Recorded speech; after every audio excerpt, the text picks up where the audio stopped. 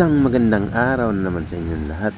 So, bali, may isi-share lang ako sa inyo kung paano natin i-trace yung ganitong trouble. So, ang problema nito, napakahina yung isang channel. So, wag na natin isipin yun kasi may history na rin ng repair to. Kaya may mga jumper na tayo nakita. Pero okay lang naman yan. Hindi naman totally talaga jumper. Connection lang na naputol. So, tingnan natin yung problema nito.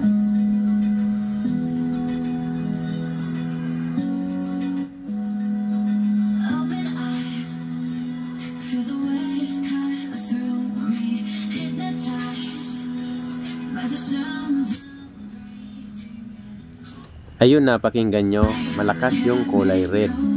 Yan. Sa puti ay napakahina. Diba? So, tuturuan ko kayo paano mag-trace o maghanap ng problema nito sa pamamagitan ng audio tracing o pagtitrace ng audio. So, meron tayo ditong isa, dalawa, tatlo, apat na board. So, paano natin malalaman kung saan dyan may parte yung may problema? So, yan ang ituturo ko sa inyo. Yan, isa main board, pangalawa ito, pangatlo yan, at pang-apat yan, input board natin. So hindi natin alam kung saan may problema dyan. So ituturo ko nga sa inyo kung paano yan i-hahanap. So una muna natin gagawin, dito tayo sa pinaka main amplifier. Ito yung pinaka main board natin ha. Ito itong pinaka main amplifier. Itanggalin natin tong audio connection, tapos mag audio test tayo. Tingnan natin kung both left and right ay malakas.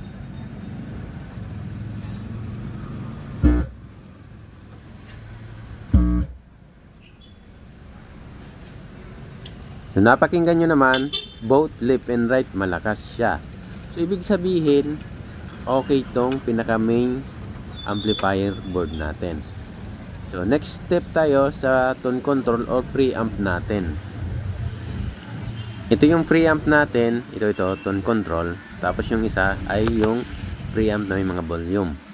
So ito munang mahabang board na to ang isusunod natin. Paano natin malalaman kung dyan yung problema or hindi? So tandaan nyo, yung kulay puti ang mahina, tapos yung red ang malakas. Puti ang mahina kanina, tandaan nyo. So ang gagawin natin, tatanggalin natin tong audio na naman na connection. Yan pa, para dyan sa papuntang volume control natin. So next natin, ito yung ano nyan, audio input na left and right. Yan, kulay red and white. So ang gagawin natin, tatanggalin natin to. Yan, ipagpalit lang natin yan, isuswap lang natin. So tanggalin lang natin yan, connection na yan. Yan, sungkitin lang natin, tapos tanggalin natin, ipag-swap natin. Tapos testingin natin kung lumipat ba yung lakas. So kanina mahina na yung puti, tapos yung red ang malakas. Pag luminakas yung puti, tapos red yung mahina, next step na naman tayo. Ibig sabihin, good yung preamp natin o tone control natin. Baka ito may problema sa may volume control natin. So nagigets nyo? So kabit natin. Yan, nalipat na natin ha, napagpalit na natin. Tapos testingin natin ulit.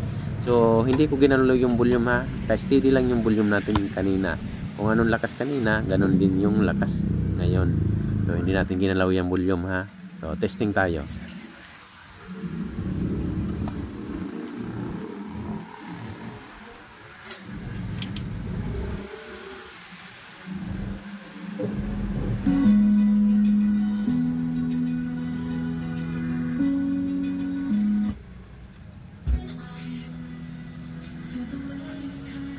So nakikita nyo naman, nagbaliktad na.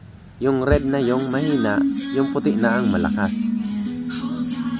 So ibig sabihin, good yung tone control natin o preamp natin, walang problema. Yan, lumakas na yung puti, red na naman yung mahina. So ngayon, tandaan nyo na, malakas yung puti, red ang mahina. So next naman tayo ulit. Dahil good tone control, dito naman tayo sa volume control. So board to na preamp na may volume.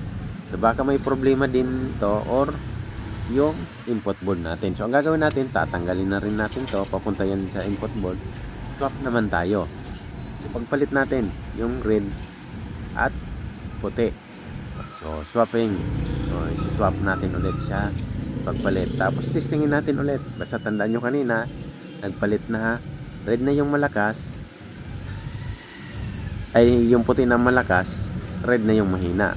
Nabaliktad na kasi yung una, malakas yung red, mahina yung puti. Sinap natin sa input board, lumakas na rin yung puti, mahina na yung red. So ngayon, ipag-swap natin ulit to kung lalakas na ba yung red at hihina yung puti, or lalakas na yung puti at lalakas yung red. So malalaman natin. So yan, pagpalit lang natin siya mga ka-G-lovers. Basta kanina sa huli natin na connection, malakas yung puti, mahina yung red. So nagigets nyo, mahina yung red mahina. Tapos ngayon testingin natin ulit. So kabit ko lang to, tapos testing tayo.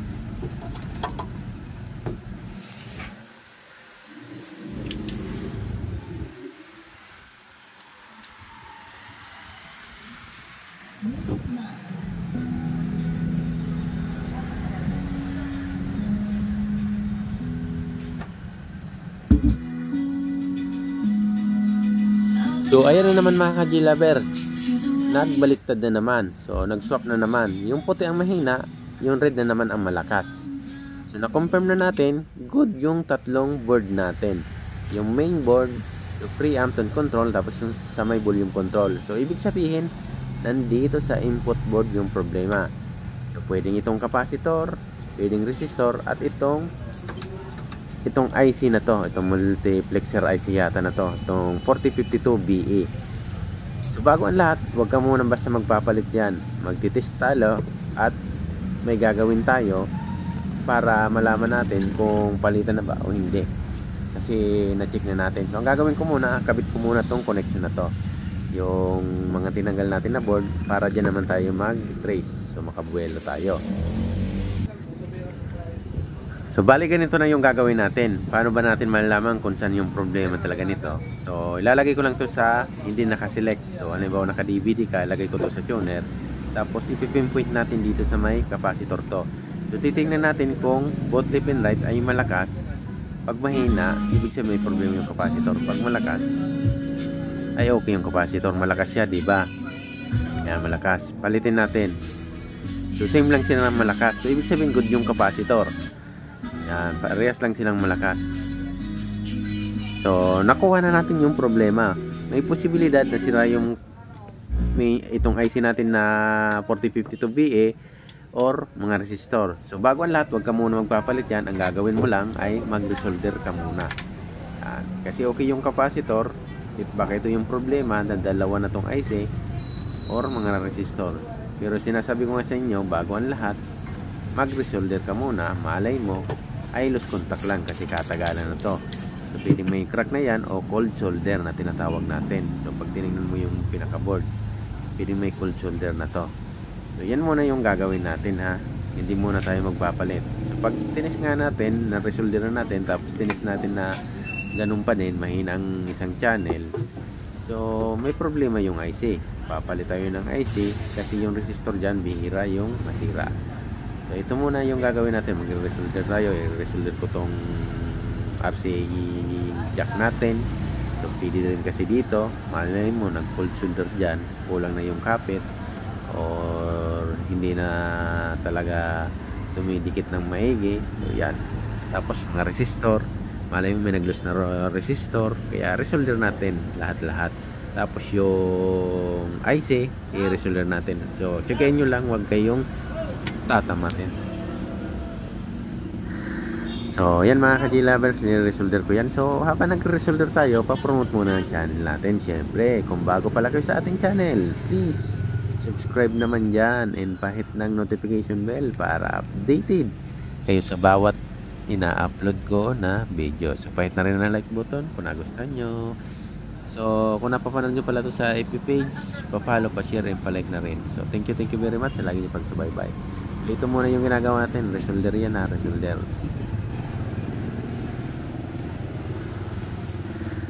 So nagigits nyo ba yung ginawa natin kanina na step by step tayo pag audio tracing? So nakuha nyo naman siguro yung proseso natin. So lalo sa mga bugahan, para sa inyo to. So sana nagigits nyo. kung paano mag-trace ng audio at malaman kung saan yung problema. Basta applicable lang yung ganitong technique pag may ganito kayong problema na mahina yung channel na isa o kalahati yung mahina. So pwede kayo mag-swap talaga niyan. Isuswap mo yung left and right, vice versa. So kaya malalaman nyo kung saan talaga yung problema. So kanina, nag-audio test tayo sa pinaka main amplifier, both left and right, good. Pareha silang malakas, walang problema. So minunod tayo, doon tayo sa tone control, nandun yung bass, treble, mid, tapos yung mic, echo. So nag-trace tayo doon, pinag-swap natin. So naglipat naman yung tunog, nag-swap sila yung lakas. So ibig sabihin walang problema doon. Tapos nag-next naman tayong step, doon naman tayo sa may volume control. Tapos yung selector natin. So synap naman natin ulit. So naglipat naman yung tunog. So ibig sabihin, hindi rin yung sira. Kaya na-confirm natin dito yung problema sa input port. Kaya ito, ginawa natin. Nag-audio trace na naman tayo. Pinpoint natin yung capacitor. So yung coupling capacitor yung dalawa, okay naman, walang problema kasi left and right o both sila parehas malakas. Kaya ang ginawa na lang natin ay nag-resolder tayo mga ka-G-lovers. So pasensya na kayo sa pag-resolder natin, parang sinushoot ko, diba? Pero inaalis ko lang rin naman yan. Mas maganda kung lagyan nyo ng flux, madali yung pag ganyan na pag-resolder ng parang naka-short. Ubusin lang natin tong i-resolder, huwag kayong tamarin mga ka-G-lovers, kasi nandito yung nakasalalay rin yung pag-repair nyo. Malay nyo cold solder lang pala talaga o may loose contact, so gumana na. So hindi tayo nagpapalit muna basta-basta. So gagawan muna tayo ng paraan o titisingin muna natin itong ganitong paraan pag resolder. So baka kasi nagkataon na ganun nga yung problema, loose contact, cold solder. O malalaman natin yan mamaya. Katapos natin siyang ma-resolder, titistingin natin. So bali, hindi ko na siya pinas forward para makita niyo kung paano ko siya inisa-isa ni-resolder, kung gaano ko siya katagal ni-resolder. So hindi ko na rin pinas forward. Ganyan lang yung pagre-resolder ko, hindi ko na isa-isa yan kasi medyo matagal pa. Kaya ganito na lang, ini-slide ko na lang. Pag napuno ako ng lead, i-slide ko na lang. So almost matapos na tayo mga ka-G-lovers. Siyempre next natin magte-testing tayo. Aalamin natin kung mag-normal na ba yung tunog nito. Pag hindi nag-normal, palit tayo ng IC. Tapos check natin yung mga resistor, baka may kinalawang o may naputol. O pwedeng may nag-change value. So linisan ko lang siya mga ka-G-lovers. Yan, pagkatapos natin maglinis, testing tayo.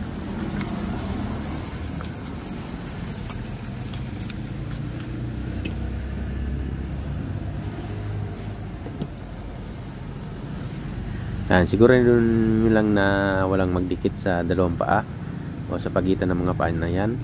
So dapat makasigurado kayo.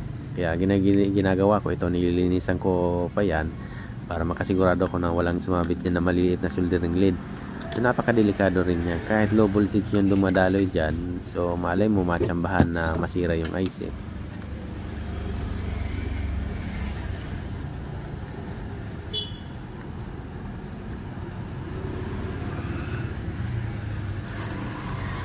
So almost matapos na tayo, naglilinis na lang ako, tapos testingin natin.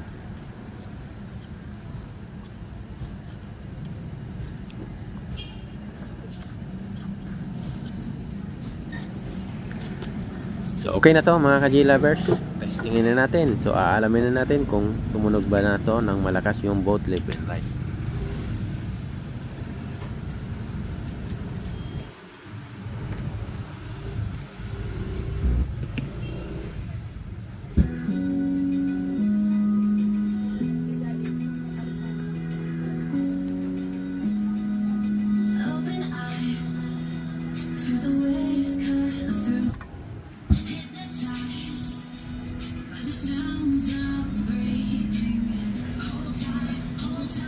So yan ang mga ka-J lovers, napakinggan nyo, almost pantay na sila yung tunog. Yung isa kasi may tweeter, yung isa walang tweeter. So kaya magkaiba yung tunog, pero parehas na sila ng lakas. So walang problema na. So kita nyo, parehas na sila ng lakas. So pwede natin tong ikabit lahat. So okay na to, thank you very much sa lagi nyong pagsubaybay sa ating channel mga ka-J lovers. So sana meron na naman kayong natutunan sa tutorial natin na to. So ibig sabihin walang problema sa IC. Nag-resolder lang tayo, may cold solder siguro o may lost contact. So nilahat na natin siyang ni-resolder, kaya okay na to. So maraming salamat sa pagsubaybay sa ating channel.